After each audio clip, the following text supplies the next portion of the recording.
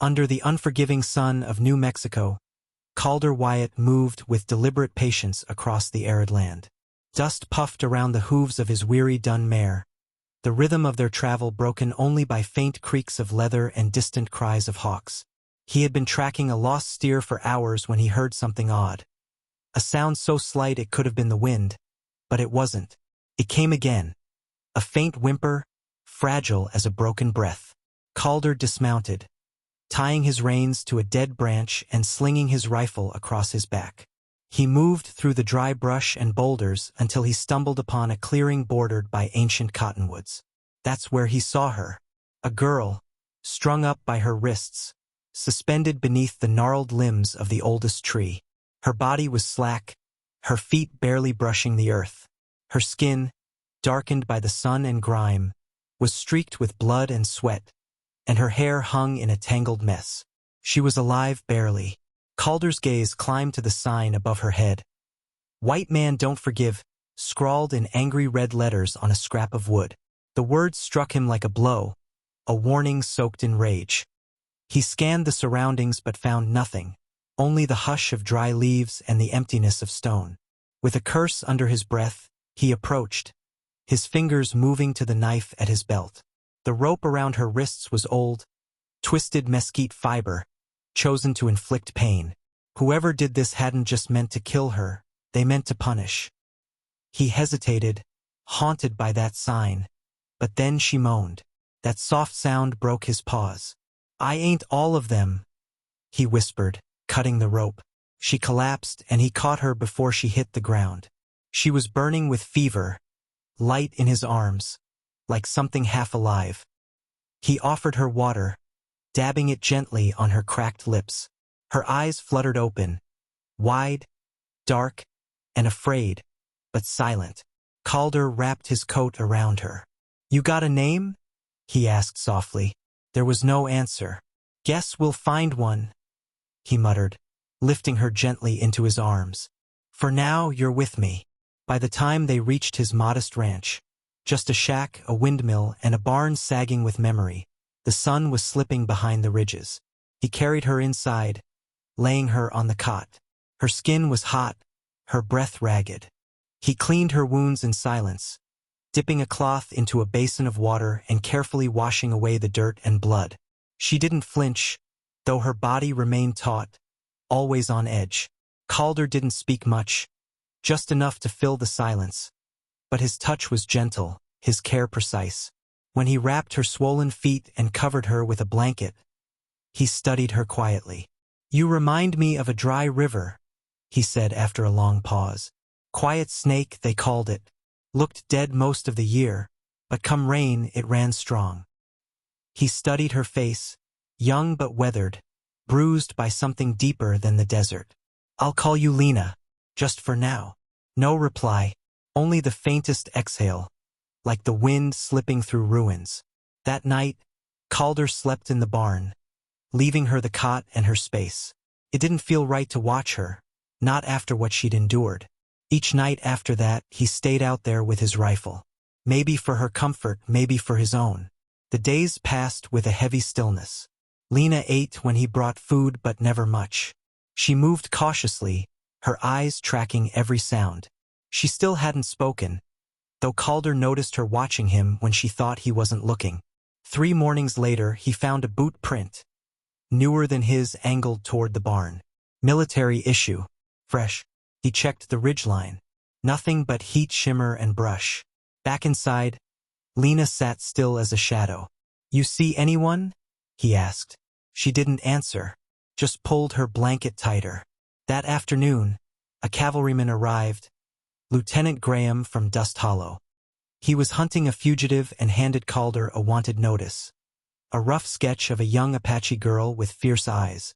"Seen her?" Graham asked. Calder looked at the drawing, then folded it. "Can't say I have." "She's dangerous," the soldier insisted. "Killed a man. Maybe more. That sign they left, they meant it." "If I see anything," Calder said, "I'll send word." The soldier lingered, but eventually rode off. Inside, Lena had heard every word.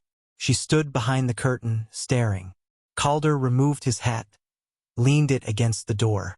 They came asking, he said. Said you were wanted. I told them no. Still she didn't speak. Maybe someday you'll tell me what happened. But out here a man makes his choices. I made mine. He turned to the stove, pretending to stir the pot. Behind him, Lena moved. Just a breath. A small shift. And in that space, trust cracked the silence. The sun dipped low once more, painting long shadows across the yard. Calder sat on the porch, sharpening his knife as the day ended. Somewhere inside, the girl he'd named Lena drifted in dreams. Of fire and ropes. Of pain in hands that asked nothing as they cleaned her wounds. The sound of the blade striking stone echoed faintly through the open yard. He wasn't truly watching the knife. His focus lingered on the motion itself, as if the repetition might anchor his thoughts, keep them from straying too far toward the woman inside, whether she slept or simply lay still. He paused, tilting his head slightly. There, soft footsteps crunching over gravel. Not the heavy tread of a horse or the skitter of a coyote. Something lighter, human. He raised his eyes. Lena had stepped outside. It was the first time she'd left the house on her own since he brought her back. Her bare feet touched the ground with caution, as though unsure whether the earth would still accept her weight. Draped around her shoulders was the woven blanket he had placed beside her cot, now trailing behind her like an extra layer of skin. She moved slowly, not quite steady, but deliberate in her direction, toward the barn at the far edge of the yard. Calder set the knife aside and stayed where he was at first. He watched her, afraid that any movement might interrupt whatever fragile moment was unfolding. In the pale light, she looked smaller, more breakable. Yet there was something different in how she moved. She wasn't running. She was reclaiming. She reached the patch of earth swept clean by the wind and knelt, careful, like approaching something sacred.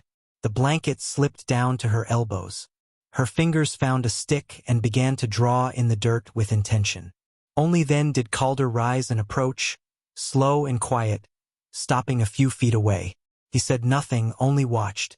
In the dust, she sketched a bird, wings spread wide, caught in mid-flight, but surrounded by flames that curled like a crown. The lines were sharp, tense, alive with motion and pain. The bird looked as though it might either rise through the fire or be consumed by it. Calder had seen his share of symbols in war, etched into rifles, seared into skin.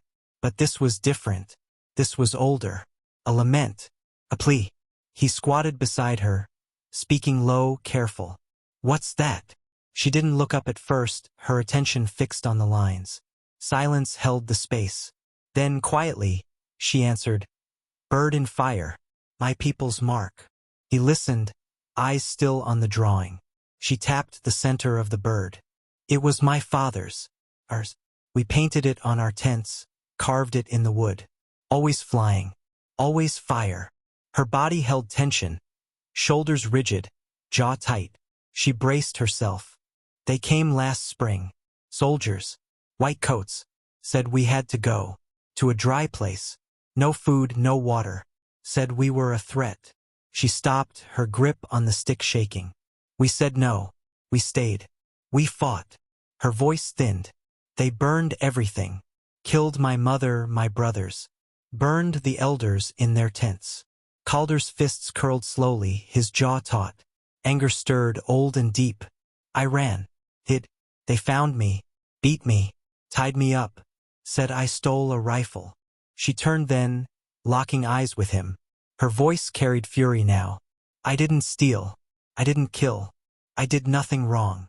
The words rang out, raw in the open air. Calder didn't respond at first. Then finally, his voice came steady and sure. "I believe you." She turned back to the dirt and dropped the stick. Her hands sank into her lap, shoulders shaking. At first, the grief made no sound, only quivering through her frame. Then the sobs broke through, rough and unfiltered. She curled inward, arms hugging her knees, her hair falling like a curtain, the pain spilling out in waves. Calder stayed beside her, still. He didn't reach out, didn't speak false comforts. Instead, he pressed his hand into the dirt next to the drawing. Palm down, fingers spread. letting her grief pass through the ground between them. It was not a gesture of comfort. It was witness. She felt it. Slowly, her breathing eased. She lifted her head. Her face was streaked with tears and dust. Their eyes met, stripped of anything hidden. "You can call me Lena," she whispered. Calder gave a small nod, his voice rough. "All right then, Lena it is." They remained there in quiet as the sun dipped behind the hills and the fire traced into shadow, though its embers, like truth, lingered. That night, the wind crept through the rafters, murmuring along the walls like a spirit searching for its name. Calder sat beside the fire, boots off, sleeves rolled up, tending a pot of beans. Lena stood near the window, arms wrapped around herself, watching night settle over the desert. The silence between them had shifted, no longer a barrier, but something more like shared breath. She turned suddenly. "You want to know the truth?" Calder looked up, spoon paused mid-stir. He nodded once, giving her space. She crossed to the table and sat across from him. "My father was a minor chief," she began, voice quiet. "Our band was small, peaceful. We traded. We even learned their god. We followed rules. We wanted to live." He listened, expression unreadable but focused. "Last winter they found a white woman dead, near our hunting ground, throat cut. Her husband said it was us." Her fingers tightened on the table edge. "But it wasn't. Everyone knew. He did it." Her gaze hardened. "They came anyway. Soldiers, ranchers, town men. Said they were taking justice." She swallowed against the ache rising in her throat. "They burned our homes, shot my brothers while they slept. My mother died holding the beads the priest gave her. They hung my father from the council pole." Calder looked down. "They found me hiding in a tree. I had a knife but they took it. Said I meant to kill. Said I was dangerous. They tied me, beat me, questioned me. Then they left me there, on that tree. You found me." He asked, voice gravel, "Why hang you? For the rest of us. For anyone still alive, still angry." She stared at him. "Why did you cut me down?" He held her gaze, the firelight between them. After a moment he answered, "Because once, they did the same to my family." Her brow furrowed. "Last spring," he said, "raiders hit our ranch. Apache." It might have been true or maybe it wasn't. He had been out hunting and returned to find only ashes. His sister, just 16, had cried out from the barn. He'd heard her but hadn't dared to go in. He waited, frozen, for help that never came in time. She died before anyone arrived. The silence afterward wasn't a void. It carried a weight. "You saved me because you couldn't save her," Lena whispered. He nodded. She studied him. "If I'd been white, would you still have drawn your knife?" Calder rose slowly, circling the table to stand before her. She looked up, searching his face. His rough hand cradled her chin with a gentleness that contradicted the years etched into his skin. "I don't love skin," he said. "I love what breathes beneath it." Tears welled in her eyes but didn't fall. She took his hand, pressing her cheek into his palm. They leaned in as if drawn by gravity, their kiss tentative at first, deepening like air returning to long empty lungs. Her hands trembled on his chest, his arms wrapped around her, steady. Behind them, the fire crackled softly. Later, they stood in the kitchen, candlelight flickering across old beams, their shadows dancing together against the wall in a rhythm neither had learned, but somehow always known. Outside, the wind settled after days of rage. Inside, something long broken began to knit itself back together. The calm didn't last. By midday, dust rose on the horizon. Calder stood by the fence, rifle resting against the porch. 3 men rode up, locals armed, with the leader wearing a tin badge that looked more self-appointed than official. "Wythe," he called out, "heard you might be hiding someone who don't belong." Calder answered steadily, "You hear plenty of things, Joe. Doesn't make them true." Joe Prescott spat. "Apache girl. $50 reward. Thanks of every God-fearing man west of the POS." Calder didn't flinch. "You come all this way for gossip?" Prescott's eyes narrowed. We aim to check inside. Calder stepped down slowly. Got a warrant? Prescott scoffed. You think this is a court? His men shifted in their saddles. No girl here, Calder said. Just ghosts and goats. After a long stare, Prescott gave a sharp nod. If you're lying, you'll burn with her. They rode off for now, but their warning lingered. That night, Calder sat by a fire behind the barn, holding a wooden sign he had buried long ago. The words carved into it still clear, "White man don't forgive." He stared at it, then laid it in the fire without ceremony. As flames consumed it, footsteps approached. Lena, cloaked in his oversized coat, stood beside him silently. She watched the fire too. I should have burned it sooner, he said. She didn't respond, but leaned into him, shoulder brushing his. She gripped the coat tight. Thank you, she murmured. The words struck deep. He looked down, feeling both heavy and whole. The fire dimmed to glowing embers. The wind stilled. What had once marked her was gone, replaced by warmth, smoke, and a silent choice. Morning brought unnatural stillness. Calder packed supplies with practiced hands. Smoke on the horizon was too steady. It wasn't a campfire. They were running out of time. Lena waited at the fence line, hair braided, coat wrapped tight. We have to go, Calder said. She nodded. There's land south, past the border, he added. Some say Apaches live free in the Sierra Madres. We ride hard, we make it. Lena stepped close, took his hand. You'll come with me? He asked. She pressed her forehead to his chest. I want to live, she answered softly, slowly. As your wife. Calder closed his eyes, breath catching. He kissed the crown of her head. By sundown, they were gone. No note, no fire, just a door left swinging. They rode beneath stars, desert shimmering in moonlight. Lena leaned forward on her horse, sure and quiet. She didn't ask what lay ahead. 10 miles from the border, the land opened up. Then came the shot, loud and sharp. Calder jerked, then fell from the saddle, blood already spreading through his shirt. Lena screamed. Keep going, he rasped. No, another shot rang out. From the ridgeline, 2 riders appeared. Calder groaned, trying to move. We have to, he growled. Lena dragged him toward the rocks. Bullets sliced the air. Step by step, they reached a narrow passage, hidden in cliffs. Inside, she pressed him to the wall. The riders would not follow, not through that terrain. Calder collapsed, blood soaking the dust. You said you'd be my wife, he whispered. She knelt, cupping his face. I meant it. His lips twisted in pain, then softened. Then we better survive this. She nodded, and for the first time Lena prayed, to the old spirits, not the settlers' gods. Because in this place love was risk and they were betting it all. In a tent by the river, moonlight slipped through seams like silver threads. Outside, the world whispered. Inside, Calder lay recovering, breath even. Lena sat beside him, wiping sweat from his brow. He opened his eyes. You always bossy with your patience? He teased. She smiled. Only the ones too stubborn to die. He laughed, then winced. She hushed him. The silence deepened, comfortable, full.